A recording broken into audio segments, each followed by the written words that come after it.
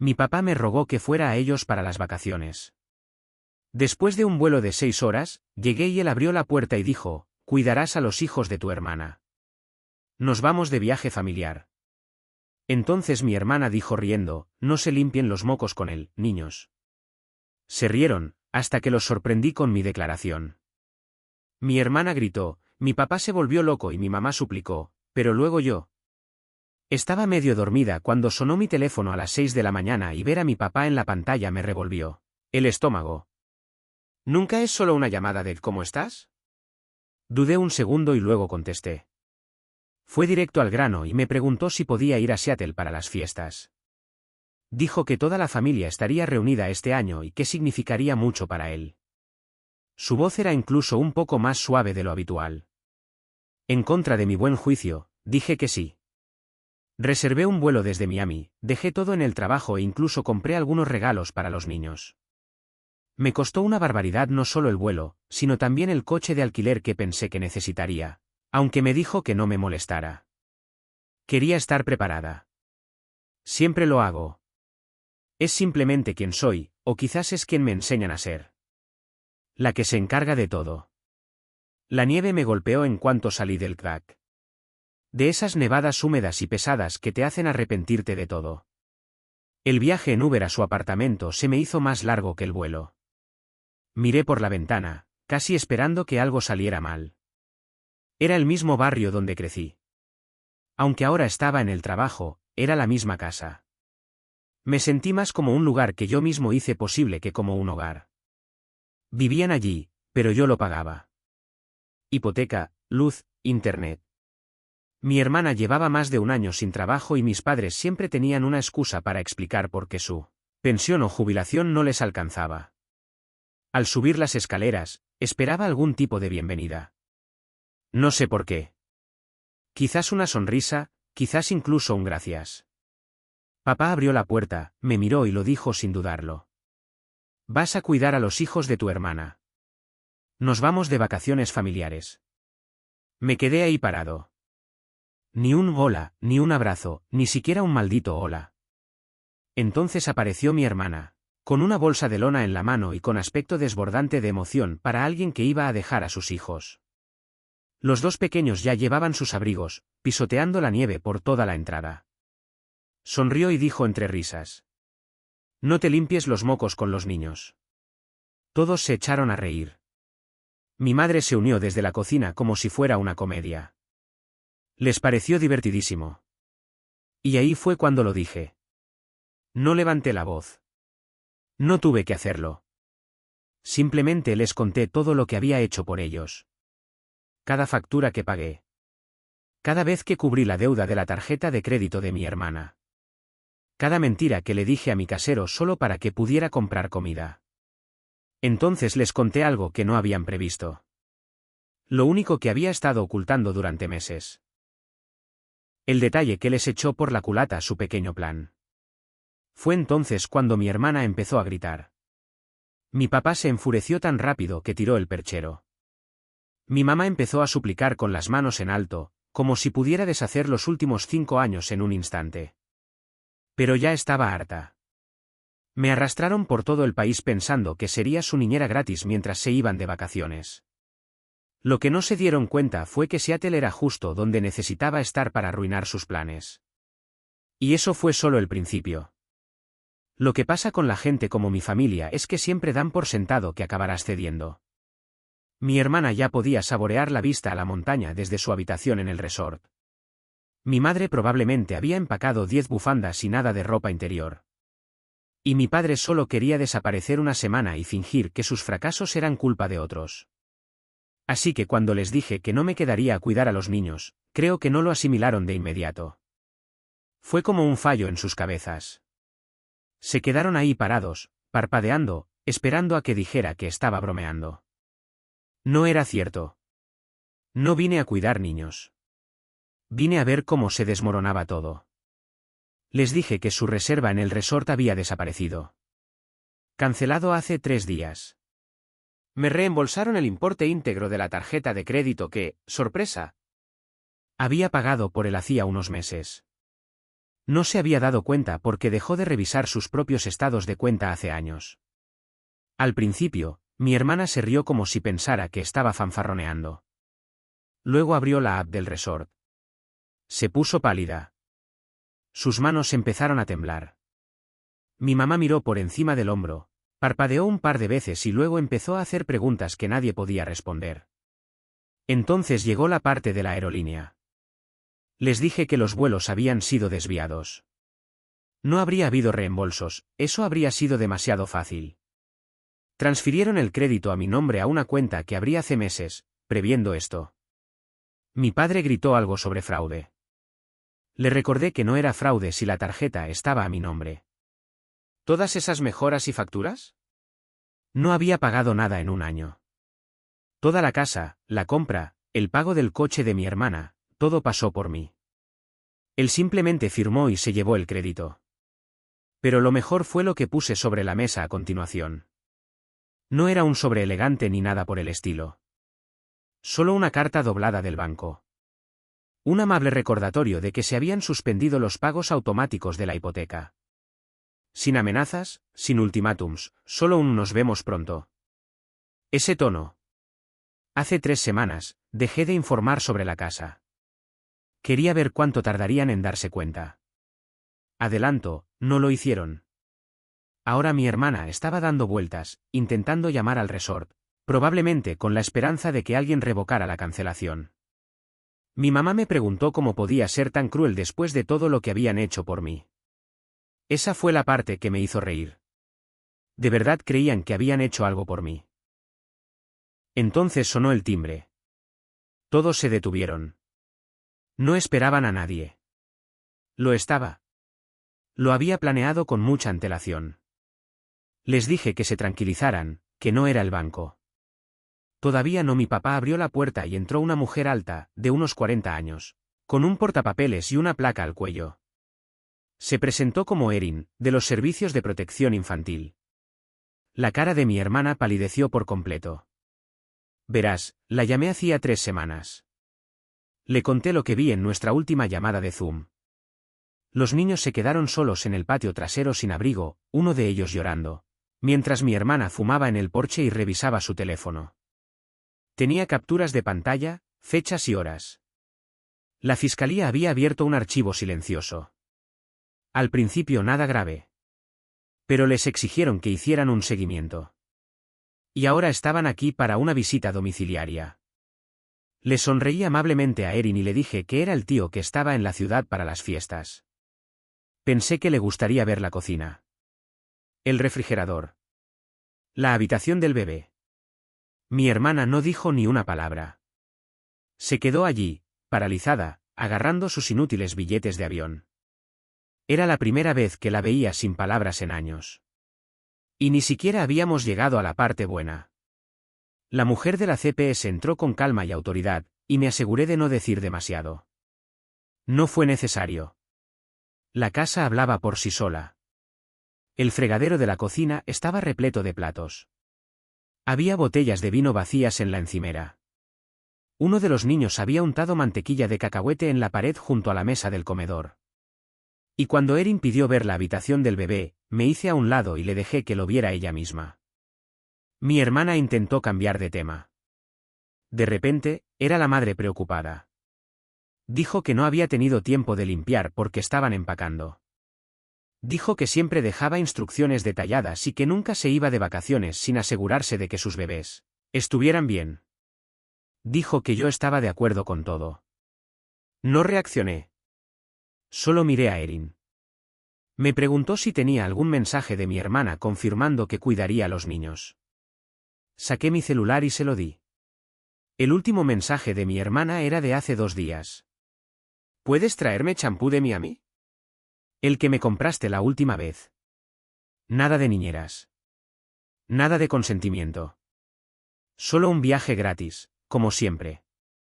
Mi padre intervino e intentó hacerlo pasar por un malentendido. Dijo que yo siempre había ayudado a la familia y que esto no era diferente. Dijo que simplemente estaban muy estresados. Problemas financieros, problemas de salud, agotamiento mental. Todos los grandes éxitos. Le dije a Erin que yo pagaba su hipoteca, sus facturas, incluso el envío de la compra. Abrí la app del banco y se la enseñé. 3 años de transferencias. Asistencia de 5 cifras. Todos los meses. Asintió, garabateó algo y subió a ver cómo estaban los niños que jugaban en la habitación con una tableta y una bolsa de papas fritas. Cuando ya no podía oírla, mi madre finalmente estalló. Me preguntó de qué se trataba realmente.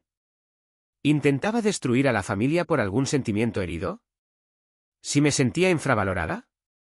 La miré a los ojos y le pregunté si alguna vez se le había ocurrido que quizá no me importaba ayudar, pero sí me importaba que me utilizaran.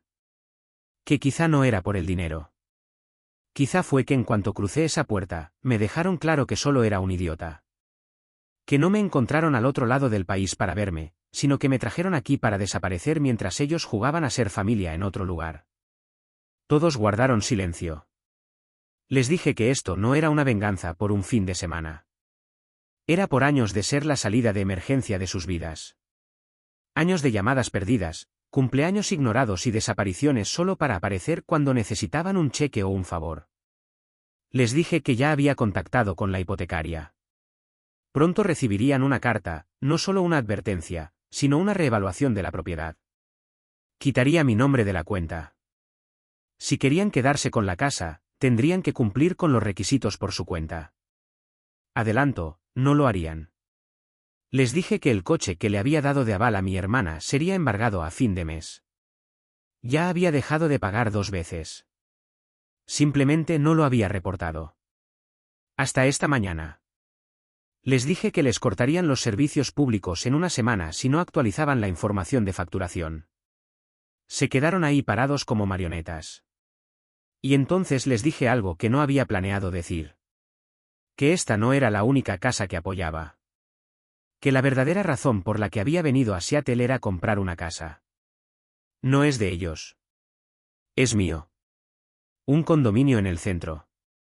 Totalmente pagado. No les había dicho nada porque sabía que lo convertirían en una nueva rama de su operación de sanguijuelas. Pero era mío. Y me mudé esa noche. Entonces Aaron bajó y les dio una lista de lo que necesitaban arreglar. Dijo que esta visita era una advertencia. Pero volvería. Y si las cosas no cambiaban, tendrían que lidiar con algo más que la cancelación de vacaciones. ¿Se fue? Recogí mi maleta y por fin la saqué de la puerta. No me detuvieron.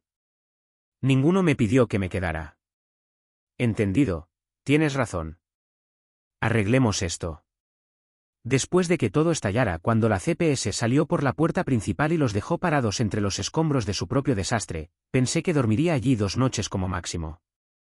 Mi casa aún no estaba completamente amueblada. Los muebles llegarían en 2 días.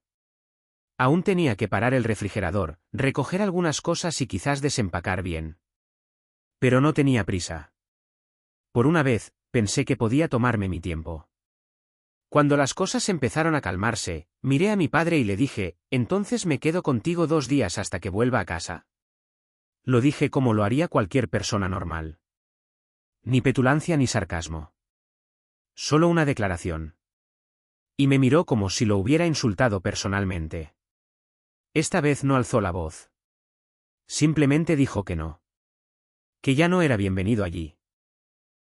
Que los había humillado. Que si ahora creía ser mejor que ellos, podía demostrarlo desde otro lugar. Miré a mi madre. No dijo ni una palabra. Mi hermana seguía escondida con los niños. Parecía exactamente lo que parecía, me habían usado todo el tiempo que pudieron, y ahora que no les seguía el juego, era desechable. Así que asentí. No discutí. No dije ni una palabra más. Cogí mi maleta, apenas abrí la cremallera y salí. Sin una salida dramática. Sin un gran discurso. Solo un hombre dejando una casa que ya no le pertenecía. Conduje hasta mi nuevo apartamento, uno que ni siquiera sabían que existía. Un apartamento de una habitación en el centro, en un 10º piso, limpio y minimalista, todo pagado. Había planeado esta mudanza durante más de un año. En silencio. Mientras seguía enviando dinero y fingiendo que no me importaba, El lugar aún olía a pintura fresca.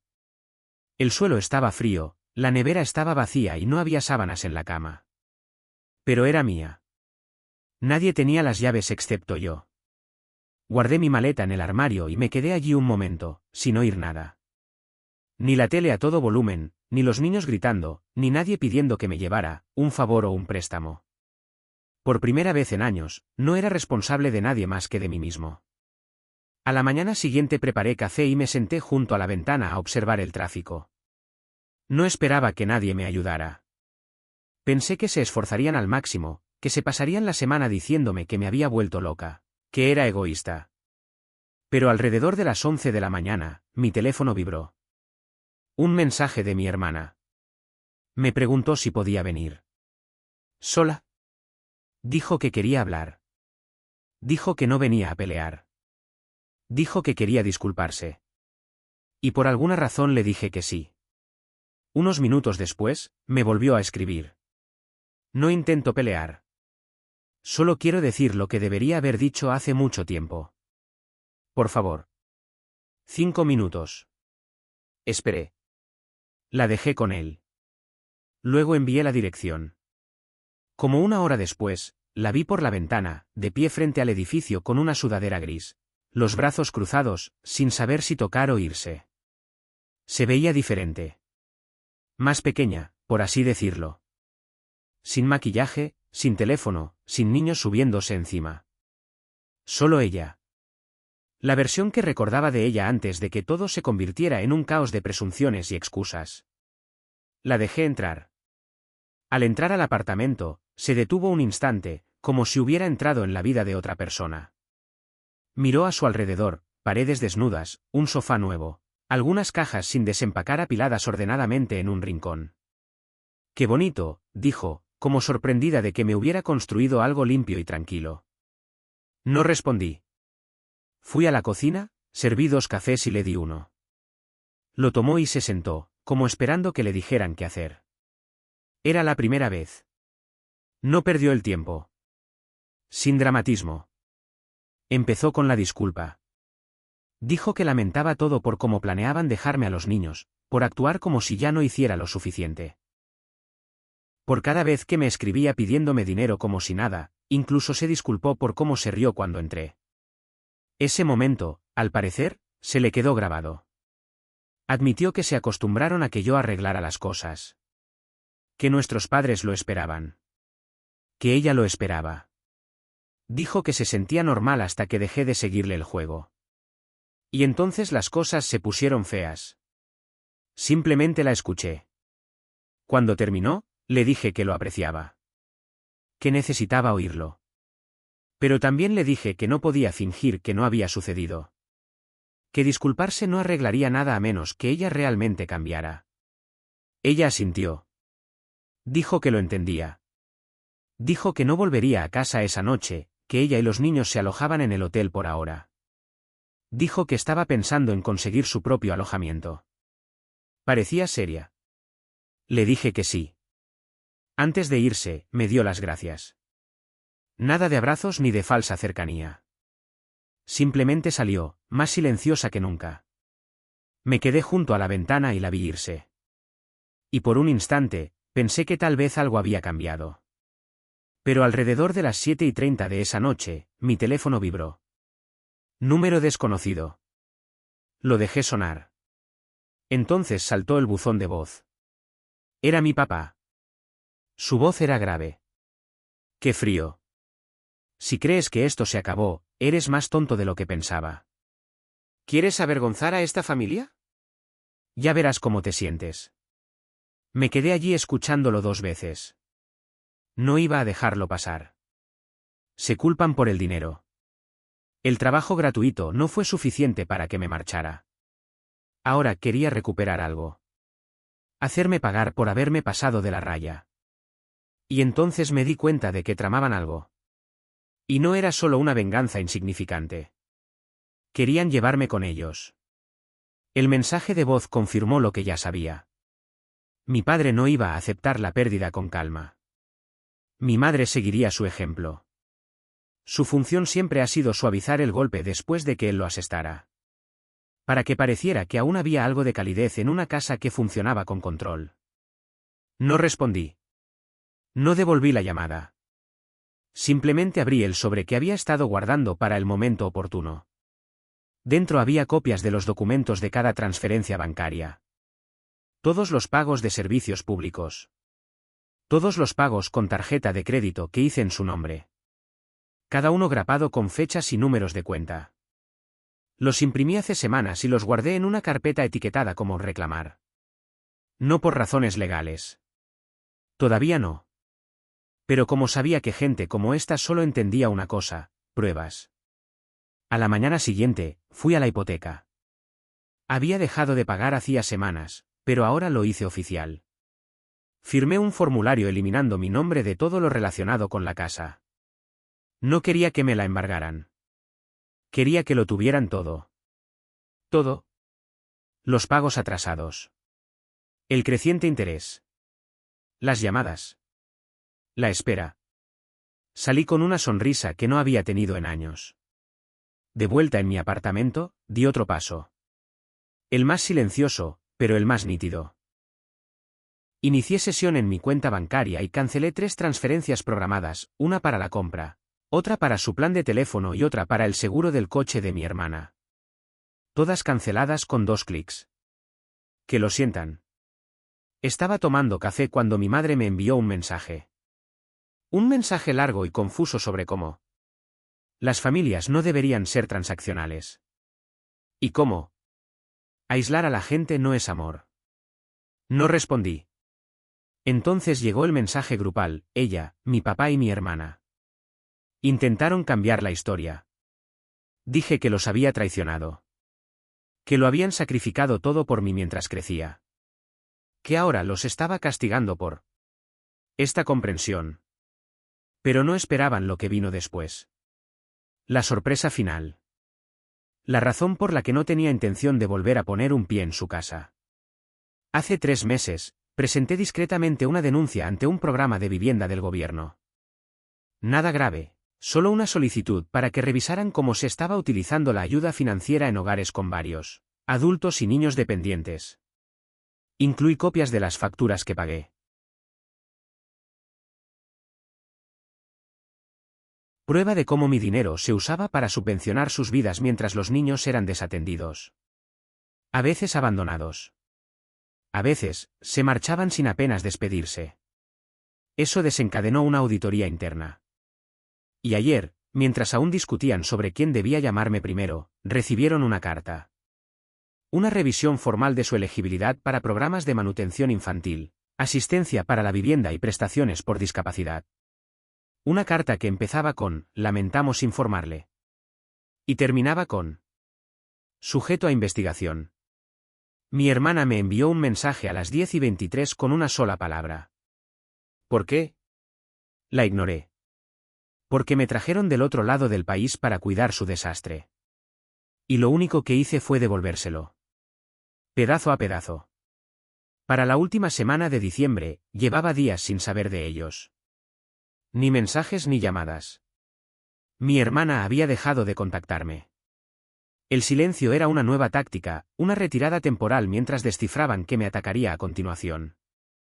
No dejé que me distrajera. Estaba terminando de desempacar cuando llamaron a la puerta de mi apartamento. Fue inesperado. Silencioso. Nada de golpes ni agresividad, simplemente deliberado. La abrí, casi esperando volver a ver a mi hermana. Pero era mi madre. Estaba allí de pie, con un abrigo grueso, las manos en las mangas y los ojos rojos como si hubiera estado llorando. Pero no el tipo de llanto que haces cuando estás herido. El que haces cuando ya no hay más remedio que ganar. Preguntó si podía entrar. La dejé. No se sentó. No tocó nada. Se quedó junto a la ventana, mirando la ciudad, como si necesitara ver algo estable. Dijo que habían recibido la carta. La oficial. Que la revisión de beneficios estaba en marcha. Que el auto de mi hermana había sido embargado esa mañana. Que mi papá había pasado los últimos 2 días llamando a viejos amigos, buscando a alguien dispuesto a prestarle dinero. Nadie lo tenía. Dijo que vino sola porque sabía que mi padre solo empeoraría las cosas si estaba allí. Que estaba enojado, no porque le di la espalda, sino porque lo había hecho limpiamente. Sin gritos ni caos. Solo una salida silenciosa y completa. Entonces me hizo la pregunta que no esperaba. ¿Qué hacemos ahora? No. ¿Cómo pudiste? No. Nos arruinaste. Solo eso. Le dije la verdad. Le dije que empezara de nuevo. Vive dentro de tus posibilidades. Deja de tratar a la gente como una red de seguridad. Y si alguna vez me quieres de vuelta en tu vida, será como persona, no como una solución. Ella asintió una vez. Luego me entregó un sobre pequeño. Sin remitente. Dentro había un cheque de 1 libra de verdad. No por todo, sino por una parte de lo que me debían. Dijo que era todo lo que tenían por ahora y que enviarían más cuando pudieran. No dije nada. Simplemente lo puse en el mostrador. Se fue sin disculparse. Solo un suave, cuídala, y se fue. Nunca volví a ver a mi padre. Mi hermana estuvo 3 meses sin saber nada de ella. Un día me envió por correo electrónico una foto de los niños frente a un pequeño edificio de apartamentos, con un juego de llaves en la mano. Un nuevo comienzo. No pidió nada. Acaba de escribir. Gracias, aunque me odies. No respondí enseguida. Le di unas semanas. Luego envié una foto del horizonte de la ciudad desde mi ventana, con una sola línea. Sin odio. Solo límites. Y eso fue todo. El fin de un ciclo. El comienzo de algo más limpio. No todos consiguen un cierre. Pero yo conseguí distancia. Y a veces eso es más fuerte. Muchos actualizan. 1 mes después. Ha pasado poco más de 1 mes desde que todo terminó. O quizás debería decir desde que finalmente empezó. La vida es más tranquila ahora. El apartamento parece habitado. Mis cosas están donde quiero. Mi nevera no está vacía. Y me despierto sin ese miedo molesto en el pecho, ese que me invadía al ver sus nombres en el móvil. La semana pasada recibí una carta por correo. Sin remitente. Reconocí al instante mi nombre y mi letra. Mi mamá. Dentro había otro cheque, pequeño pero firme. Y una nota que simplemente decía, estamos haciendo todo lo posible. No escuché la primera. ¿O este? Todavía no. Estoy esperando a ver si el esfuerzo continúa. Si es real o solo un espasmo de culpa temporal. No estoy amargado. Solo soy cauteloso. Mi hermana cumplió su palabra. Ahora trabaja medio tiempo en una guardería. Lo cual tiene sentido. Envió otra foto. Sus hijos están sonriendo en una sala de estar real. Una alfombra. Un sofá. Libros para colorear desperdigados. Sin caos. Ya no había tensión en sus ojos como antes. No hablamos directamente. Solo mensajes cortos. Actualizaciones tranquilas. Eso es todo lo que quiero ahora mismo. ¿Paz? No es una reunión. En cuanto a mi papá, nada. Ni un mensaje. Ni un susurro. Y, sinceramente, no lo espero. La gente como él no se disculpa. Esperan a que el mundo se doblegue ante ellos. Yo no me doblego. Anoche me pasó algo raro. Me reí. No por un programa ni por un meme. Simplemente. Nada. Estaba sentado allí tomando té. Viendo caer la nieve desde mi ventana del 10º piso. Y me reí. Porque no estaba esperando la siguiente catástrofe. Simplemente había silencio. Y después de todo ese tipo de silencio vale más que cualquier disculpa.